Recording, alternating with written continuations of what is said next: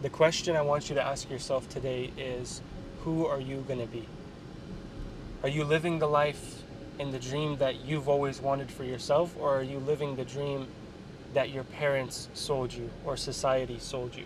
I think this is such an important question to ask yourself, of not just who do you want to be, who are you becoming, and what is your current lifestyle, philosophy, and approach to life?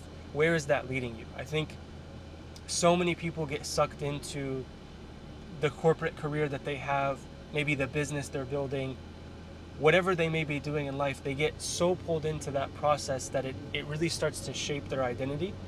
And at some point you kind of get lost in the sauce, as they say. You kind of forget who you are, you forget where you were going, you forget the deeper identity that you're shaping and trying to build, or maybe it was something you wanted to build in the past for good reason, right? It could be, again, the pressure of your parents wanting you to go into a certain career field. It could be the pressure of society, right, telling you that certain career paths are better. It could be, the pressure of having to have responsibilities and bills to pay, right? You kind of get forced into certain jobs or certain careers because you got to pay the bills. You don't necessarily have an option in those particular cases. But when we ask the question, who are you going to be? That's a question that you should constantly be thinking about, constantly be adjusting. And look, if you have to grow up and have the responsibility, like, for example, I'm the oldest brother in my family. So by necessity, by force, even though I have amazing, incredible parents, and I love them to death and will forever be grateful for the childhood that they gave me, I still had to grow up quickly, being that I'm the oldest brother. I had a certain level of responsibility, certain level of being a role model. And I think a lot of people are in that position where they kind of have to grow up fast due to, again, supporting family financially, due to being the oldest sibling. And that's all fine. Like, that's just a part of life. But at some point, you're going to reach this intersection where I've done what I needed to do, I've supported my family, and that's something that's ongoing for life, right? If you're the oldest sibling, like, that doesn't go away. You just carry that chip on your shoulder, and you're proud to carry it because you're taking care of the woman that gave birth to you. You're taking care of the father that supported you. Woke up at 5 a.m. every single day and went to work even when he didn't want to, or maybe didn't feel like it. You're taking care of your siblings. This is your blood, your family, right? A lot of people have really bad relationships with family, really bad relationships with cousins, and it's so sad because it's so normalized today. And look, I'm not naive. There are situations where you live in a toxic household, or your parents are abusive, or it's a toxic environment that you can't withstand. So you're not going to cut off ties, but at least you're going to get out of that environment and go pursue life. That I understand. There's nuances to every part of this process. But nonetheless, again, you're shaped a certain way as you grow up, through your circumstance, through your financial situation. So life just happens, and you get thrown into a career, or you get thrown into a business, whatever that might look like. At a certain point, you're going to hit this crossroad, you're going to hit this intersection, and you need to ask yourself the question, who do I want to become? Who am I becoming? And there's a lot of people in this channel that are 20, 30, and 45 years old. That's my biggest demographic. So odds are, if you're watching this, you're in that age bracket. And you might be 30, 40 years old, and it's not too late to reinvent your life. It's not too late to go into the career that you've always wanted to be in. It's not too late to start that dream business that you've always wanted to start. Again, it's just posing the question of, who am I becoming? Is the life, the environment, the circumstance that I'm living leading me to becoming that individual that I want to become? Whether that individual that you want to become is a person who has a better relationship with God, it's an individual who wants to start a fantastic business that gives you freedom and peace of mind, or it's just a completely different career field that you want to be a part of. So once you get to that intersection, and you know that you're not leading the life that you want, you're not leading the life that your inner child, right, that had these dreams and visions and these things that your inner child wanted, you're not living that lifestyle, you can just coast through life and never change and just throw in the towel, and this is it, this is the life that I want to live. But there's no happiness, there's no excitement, there's no passion that comes with a life like that, a comfortable life. There's no happiness in comfort. Comfort is boring. Why do you think when people go and exit and sell a big company, a couple years later they're like, what the hell is this? Retirement is boring. It's because they're natural born builders, leaders, creative people. Like, there's nothing to do in retirement. It's boring. How many beaches are you going to go to? How many margaritas are you going to drink? There's nothing there. So you're going to come back. You're going to get pulled right back into building the next project, the next business. And that's what I mean. It's like, what is it that you want? Are you living in a city that you like? Are you living in are you in a job that you like? Are you doing a business model that even makes sense for the lifestyle that you want? Those are the questions that you need to ask yourself, and then you need to get practical. So I want to get practical in this video because, okay, we talked about the motivational stuff. I get it. I need to change my life. I'm not happy. I don't want to be doing this. I'm not becoming the person who I want to become. Okay, great. What do I do now? Well, the first step is that you don't be an idiot and just quit your job or, destroy the business that's been funding your life and paying your bills. You do so tactfully. So you separate this idea of it being a goal, but you turn it into your identity. So if your identity is, I want to become a wiser man, or I want to get closer to God, or I want to, go into this certain career field, it has to become a part of your identity, because that will last a lot longer than you just setting a mediocre goal that you can get distracted off of, or the normal life will just pull you back in. So it has to become a deep-rooted identity, and when it is an identity, you'd be willing to wake up a little early before work to start working on your dream, start working on your passion, right? You have to work more on your dream than you work at your job, right? You got to go to your job, you got to do what you got to do to pay the bills, but you have to work on your dream. So choose this untouchable window of time, whether it's morning or evening. Either one works, or do both if you have the capacity, right? And you still got to spend time with family. You still got to go to the gym. Like, life is about balance. We're not talking about extremes here. There are certain people that can handle the extreme. There's certain people that can cut everything off and go all in and make it work. If that's your style, go for it. But for most people, you got to be realistic, because if you quit your job, you quit your income, you try to go all in, odds are you don't have the skills required to getting to your dream just yet. There's a little bit more work you have to do. You got to become a better speaker. You got to become better at sales. You got to learn how to develop the product. You got to learn how to build the website. So there's these skills that you may not have that may be required of you to getting to your specific dream. So with that being said, the process is you got to be realistic. Find that untouchable window of time. Start developing, start working. And once your side hustle, your dream, whatever it is, once that starts to pick up, you've got some momentum, you've got some income coming in.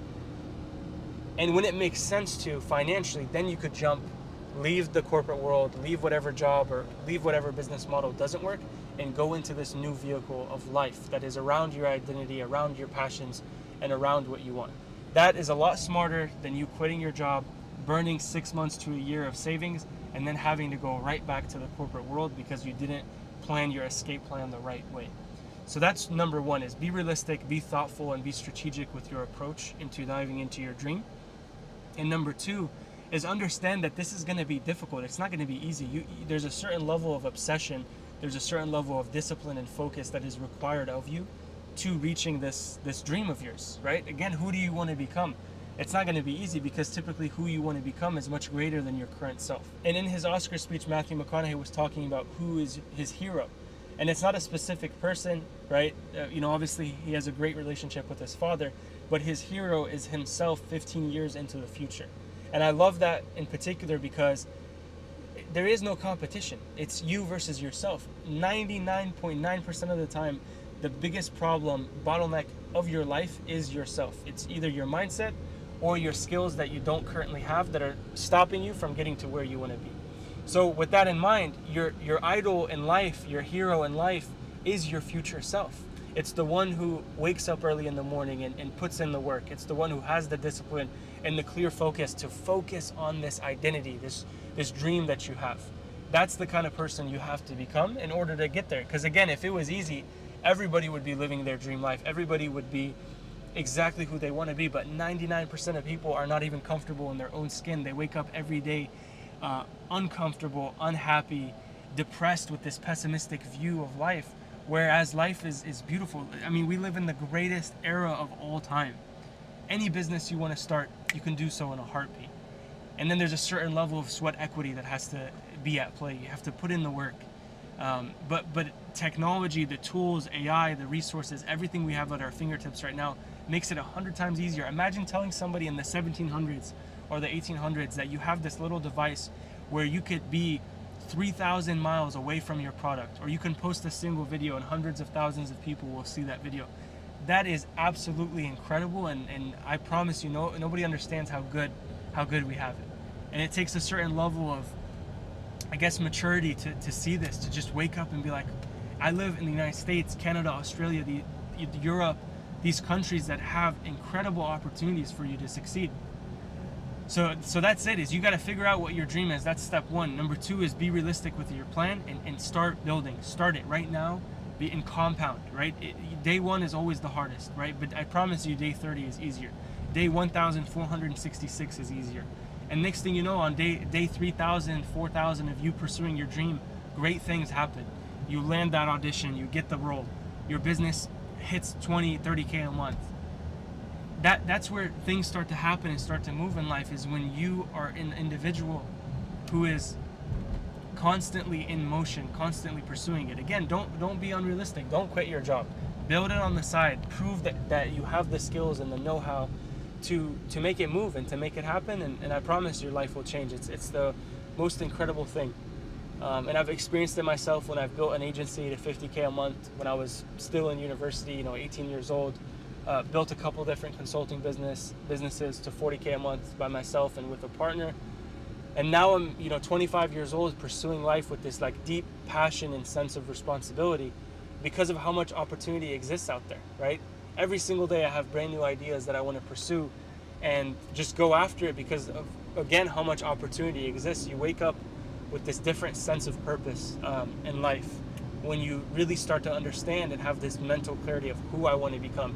If you ask me who I want to become, I know exactly who I'm becoming, right? That's crystal clear in my mind. The identity that I want to portray and live and the lifestyle I want to have is crystal clear in my mind. So you got to get crystal clear. You got to take that journal out and start writing and start figuring out what you want.